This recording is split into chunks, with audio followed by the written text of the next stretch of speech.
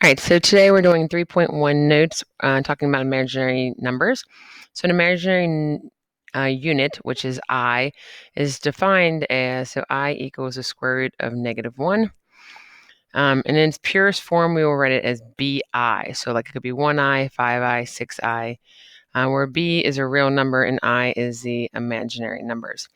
So what we look like here, so a square root of -144 is really -1 times the square root of 144. And we just defined right here that the square root of -1 is I. So this would be I times 12. And then we just write that as 12I. So then the same thing here, we would break this into an I and make that positive. And don't forget, you have to still break down the square root of 80. So this is going to be 16 times 5. So you square root the 16, so we get 4I square root of 5. Right here, you have to take the I out again. So remember, this is going to be I times the square root of 36 over the square root of 121. Because remember, when we're doing a fraction, you square root the top and the bottom. So we're going to get 6/11 I. So down here, when we're doing I, this is going to be I, like each multiple of 12. So when we do it, we're going to have, first we need to know that I, this isn't on the paper, so I'm going to do it. So I obviously equals square root of -1. I squared equals -1. I cubed equals -I. And I to the 4th equals just 1. So when we break these down here, we're going to break it down into terms of multiplying right here. So I to the 11th, since this pattern continues, that would be 4, 5, 6, 7, 8, 9, 10, 11. So I to the 11th matches with I cubed, so this is going to be a negative I. So this is -3 times, and now we have to figure out what multiple this is. So what I typically do is I'd say, okay, so I to the 20th, that's 4 times 5, so that's a multiple, so it'd be I to the 4th. And then we need to add one more I. So then what we get here is this right here. So we have -3. I to the 20th is just a 1. And then times I. So your answer is -3I. Here, multiply your numbers out. We're going to add our exponents. We get I to the 16th. Well, since 16 is a multiple of 4, this right here is equivalent to our 1. So we're going to have 108 is our answer there. Here you do each one, so we're going to do 2 to the 5th and then I to the 45, because a power to a power, we multiply them. So 2 to the 5th is 32. And then 45, I need to rewrite that so it's powers of 4. So I'm going to say I to the 44 times an I. I to the 44th is 1, and then I. So we're going to have 32I is our answer here. So bringing this to a power of 5 here, that gives me -I to the 10th. Since it's odd, it will stay negative here. Sorry, I don't know if I was covering up the 32. If I was, sorry, people. And then cube this, that gives me -27 I to the 30th. So putting those together, I get -27. Oh, negative, will make positive. And then I to the 40th. 40 is divisible by the 4, so those match each other. So this just equals 1. So your answer would be 27.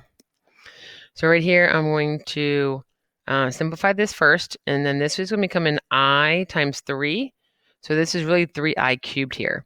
So I'm going to get 27I cubed times 2 to the 6, I to the 6. So that would be 20, that's 64. So 64 times my 27 is this, I believe, I to the 9th. So I to the 9th is the same thing as I to the 8th times an I. I to the 8th multiplies as a 1. So this is just going to turn out to 728I. When we're simplifying down here, we're just going to add like terms. So the 6 and the -8 are like each other. And then the -6 or -4I and +6I are like each other. So then we get 2I. So here, -3 minus 4, and then 5I minus 6I. Here, you're going to multiply that in. So we get -32I plus 20I squared. 20I squared, so remember I squared up here. I squared equals -1. So I'm going to have -32I plus 20 times -1. and then that equals negative 20. So typically we write this as negative 20 minus 32i. We typically write the number in front, but if you write it behind, it's going to be fine too. So this right here, I'm going to distribute my 6 to each of those terms. So I get 18 plus 12i. Distribute my negative i to each term, so I get negative 5i, and then plus 7i squared. I'm going to combine these. Remember, I squared is going to equal negative 1, so you're going to have 18 plus 7i plus 7 times negative 1. Combine those two right there and gives me 11, so I get 11 plus 7i. And I don't have the back of these notes. Hold on a second. Here they are. All right, so when we're multiplying these right here, I multiply it out. I get 45 and then minus 40i plus 27i minus 24i squared. This is going to turn into plus 24, and then combine your middle terms right there. So I'm going to get 45 plus the 24, and then combine the middle terms. All right, here when I multiply this out, I get 49. So multiply this and combine like terms, I get 19i, and then minus 2. And then over here, I get plus 27 minus 15i. So combining all my i's and my numbers should give me 67 minus 34i. So here, if we're trying to get the I off the bottom, what we're going to do is just multiply top and bottom by I. So this gives me 6i over 7i squared, and we know I squared is negative 1. So really that just becomes a negative 6i over 7. So that just turned to negative 1. You put the negative out in front.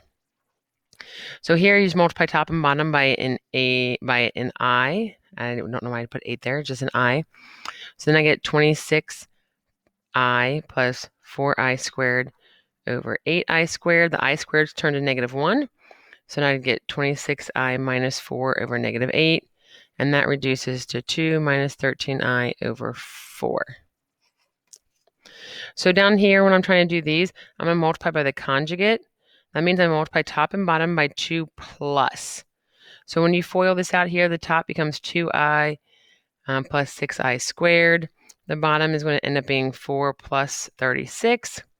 So we get negative 6 plus 2i over 40, which is negative 3 plus I over 20. Again, multiply by 1 plus 3i. 1 plus 3i. And you have to FOIL these out, you guys. So when I'm multiplying, I'm not doing the whole FOILing on the top and the bottom. So on top, when I FOIL, I get negative 5 minus 15i plus 5i. That becomes plus 15i squared. That's going to turn to just negative 15. And then on bottom, I'm going to end up with 1 plus 9. So combining like terms on top, because remember that's a negative 15. So negative 15 and then my negative 5 there. And then divide everything by 10. I get negative 2 minus I. So down here, when I'm trying to simplify these, I'm just going to put them together first, and then I'm going to end up with my i's. So I have an I here and an I here, so that's I squared. So I get I squared times the square root of 75.